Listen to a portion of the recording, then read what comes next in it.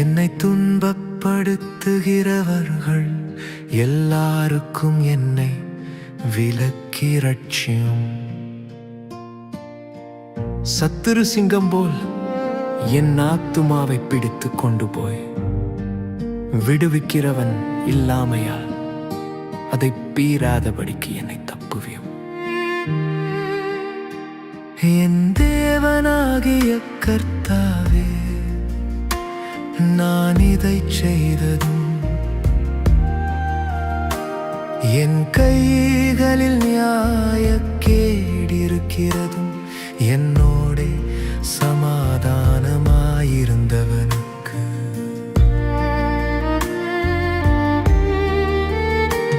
நான் தீமை செய்ததும் காரணமில்லாமல் எனக்கு சத்துருவானவனை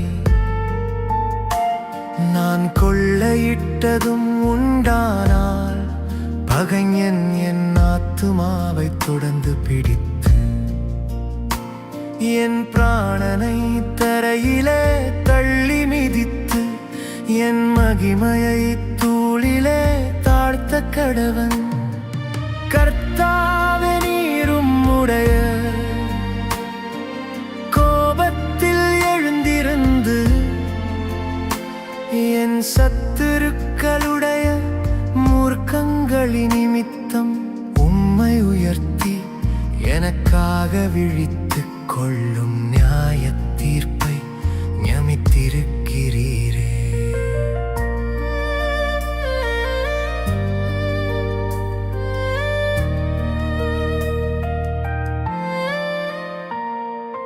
ஜனக்கூட்டம் உம்மை சூழ்ந்து கொள்ளும், அவர்களுக்காக திரும்பவும் உன்னதத்திற்கு எழுந்தருளும். கர்த்தர் ஜனங்களுக்கு நியாயம் செய்வார்.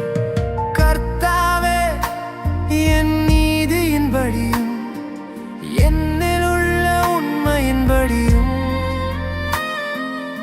எனக்கு நியாயம் செய்யும். துன்மார்க்கனுடைய பொல்லாங்கை ஒழிய பண்ணும், நீதிமானை ஸ்திரப்படுத்துவீராக.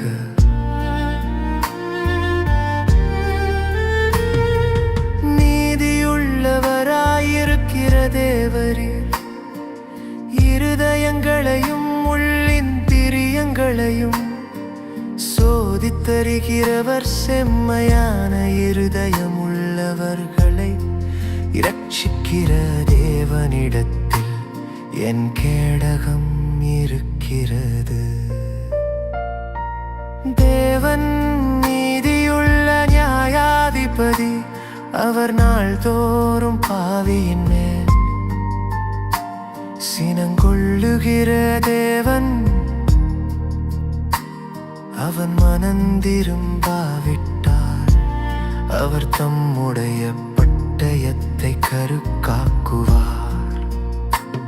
அவர் தம்முடைய வில்லை நாணேற்றி அதை ஆயத்தப்படுத்தி இருக்கிறார். அவனுக்கு மரணாயுதங்களை ஆயத்தம் பண்ணினார். தம்முடைய அம்புகளை அக்கினி அம்புகளாக்கினார். இதோ அவன் அக்கிரமத்தை பெற கற்ப வேதனைப்படுகிறான். தீவினையை கற்பந்தரித்து பொய்யை பெறுகிறான். குழியை வெட்டி அதை ஆழமாக்கினான். தான் வெட்டின குழியில்தானே விழுந்தான். அவன் தீவினை அவன் சிரசின் மேல் திரும்பும். அவன் கொடுமை அவன் உச்சந்தலையின் மேலிறங்கும். நான் கர்த்தரை அவருடைய நீதியின்படி துதித்து உன்னதமான கர்த்தருடைய நாமத்தை கீர்த்தனம் பண்ணுவேன்.